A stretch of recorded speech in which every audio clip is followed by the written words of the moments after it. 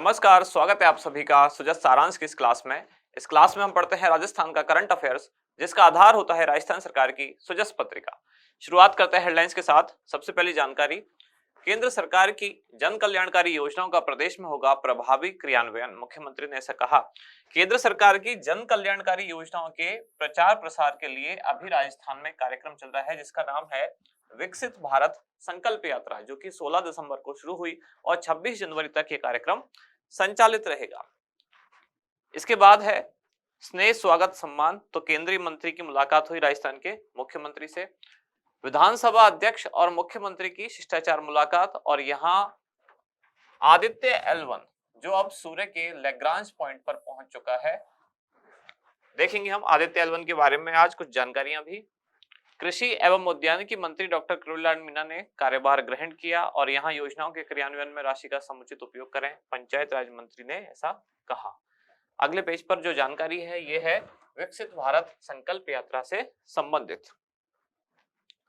फिर अगली जानकारी, अभी अभी जो राजस्थान में जयपुर में संपन्न हुआ 58वां डीजीपी और आईजीपी कॉन्फ्रेंस, उसमें प्रधानमंत्री शामिल हुए थे, वो यहाँ से अब वापस दिल्ली रवाना हुए।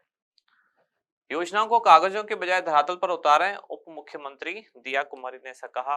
फिर है स्वस्थ भारत की रचना करें, विधानसभा अध्यक्ष वासुदेव देवनानी। उप मुख्यमंत्री डॉक्टर प्रेमचंद बैरवा ने रामचंद्र जी मंदिर में दर्शन किए, सामान्य सी जानकारियां। और सामाजिक न्याय एवं अधिकारिता मंत्री ने कार्यभार ग्रहण किया। कौन है? अविनाश गहलोत। फिर विकसित भारत संकल्प यात्रा के बारे में ही अलग अलग फोटोग्राफ्स आप देख पा रहे हैं। इसके बाद जो जानकारी एग्जाम के हिसाब से जरूरी है वो दो जानकारी आज निकल के आती है। पहली है आदित्य L1 मिशन जो कि अपने गंतव्य पर पहुंच गया, और दूसरा विकसित भारत संकल्प यात्रा। अब आदित्य L1 का जो गंतव्य था वो क्या था? इसका गंतव्य यही L1 पॉइंट है।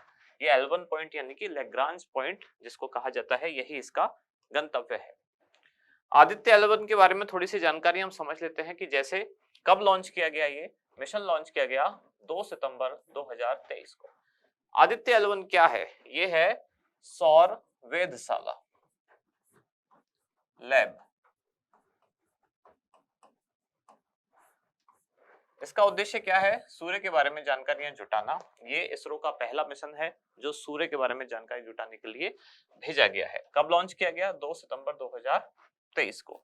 जैसे ही चंद्रयान लैंड हुआ था चांद की सतह पर, चंद्रयान 3 कब लैंड हुआ था? वो 23 अगस्त 2023। उसके कुछ टाइम बाद ही आदित्य L1 लॉन्च किया गया, यानी कि 2 सितंबर 2023 को।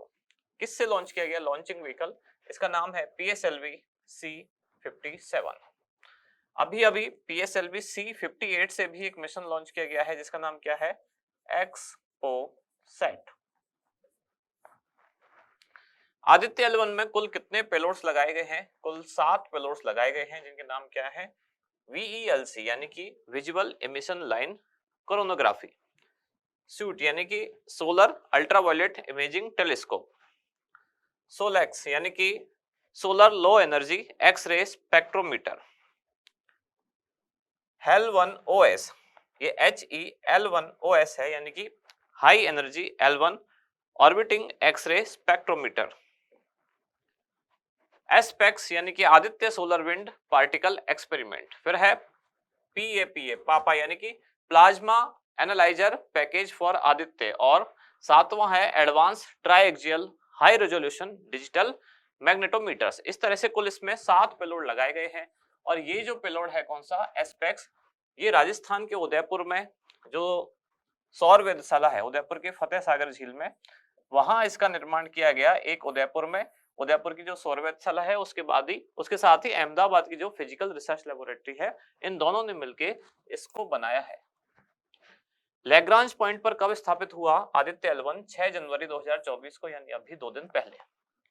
यह इसरो की पहली सौर वेधशाला है जिसे लैग्रांज 1 पॉइंट के हेलो ऑर्बिट में स्थापित कर दिया गया है।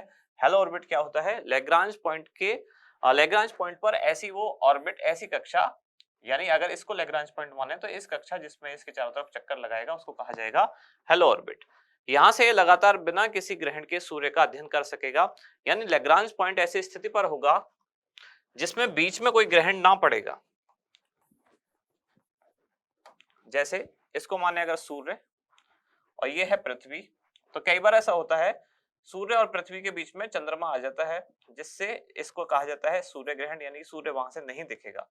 अब ये जो आदित्य L1 को स्थापित किया गया है वो ऐसे पॉइंट पर स्थापित किया गया है जहां सूर्य ग्रहण जैसी नौबत इसमें नहीं आएगी और ये लगातार सूर्य को ऑब्जर्व कर पाएगा।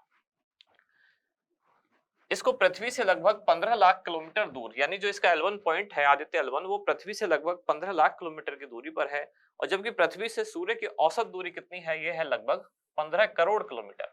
यहाँ औसत दूरी क्यों लिखा है, क्योंकि दीर्घ वृत्ताकार कक्षा में पृथ्वी सूर्य का चक्कर लगाती है इस तरह से, ये अगर सूर्य है, ये अगर पृथ्वी है, तो इन दोनों के बीच की दूरी लगातार बदलती रहती है। अगर पृथ्वी यहाँ होगी तो ये काफी पास होगा, यहाँ होगी पृथ्वी इस कक्षा में, पृथ्वी यहाँ होगी तो ये अधिकतम दूरी होगी।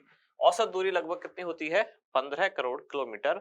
तो जो L1 आदित्य L1 स्थापित किया गया है 15 लाख किलोमीटर पृथ्वी से उसकी दूरी है, यानी पृथ्वी से सूर्य की दूरी का लगभग 1% ही उसने अभी कवर किया है, और यही उसका वो एरिया है जहां वो रिसर्च करेगा, अपना पूरा जो भी उसका लाइफ टाइम में यही रिसर्च करेगा। इसरो से पहले यूरोप, अमेरिका, जापान और चीन की जो अंतरिक्ष एजेंसियां हैं वो इसी तरह के सोलर मिशन लॉन्च कर चुकी हैं।